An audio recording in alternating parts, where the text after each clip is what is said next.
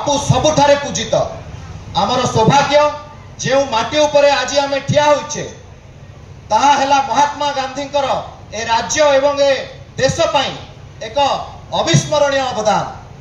बंधुगण जेतेबेले कृष्ण रोग को बड़ रोग कृष्ण रोगी को बड़ रोगिया कही समाज से दूरेई देउथला सेतेबेले गांधीजी महात्मा को अवतार रे सही अस्पर्श्यता को दूरेइबारे पण करथिले। पूज्य बापू आज जदि से आंदोलन आरंभ न करि थांते आज स्थिति किछि अलगा होई थांता। स्वाधीन भारत रे कृष्ण निराकरण लगी मिशन मोड रे कार्य आरंभ हला जहार परिणाम स्वरूप आज हुए तो देश रे एवं आम राज्य रे कृष्ण रोग आउ सामाजिक व्याधि होई रही नाही।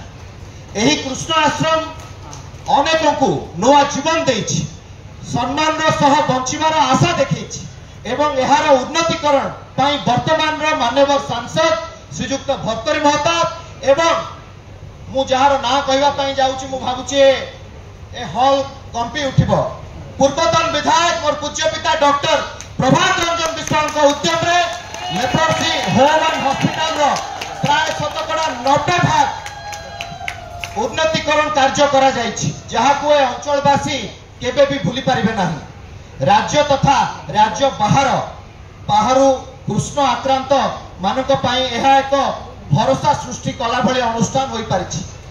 एही लेप्रोसी होम एंड हॉस्पिटल को विश्व स्तरीय करा जाऊ मोर द्वितीय दाबी हेउछि एवं एहा सहित एही कृष्णाश्रम रे अंतेवासी और उभय कॉलोनी जथा नेहरू कॉलोनी और गांधी विहार अंचल नेशनल लेप्रोसी इराडिकेशन प्रोग्राम रे काम करुथिले एवं ऑल ओडिशा रे 114 जनक मध्यरु वर्तमान सुधा 86 जन कार्य करुछंती।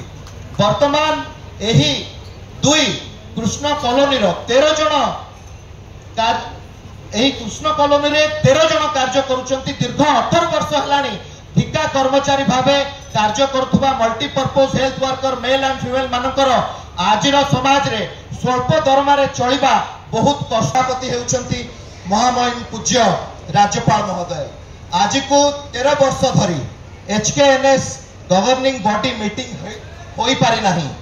राज्य रे नूतन भावे दायित्व नैथिबा पूज्य राज्यपाल महोदय को निवेदन करूअछि कि एही 3 गोटी भावे एही 3 गोटी प्रस्ताव प्रति दृष्टि देले राज्य रे थिबा 86 गोटी कृष्ण आश्रम अंतेवासी माने बहु उपकृत होई पारिबे।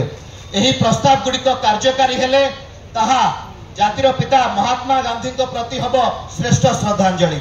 जय हिंद, जय श्री जगन्नाथ।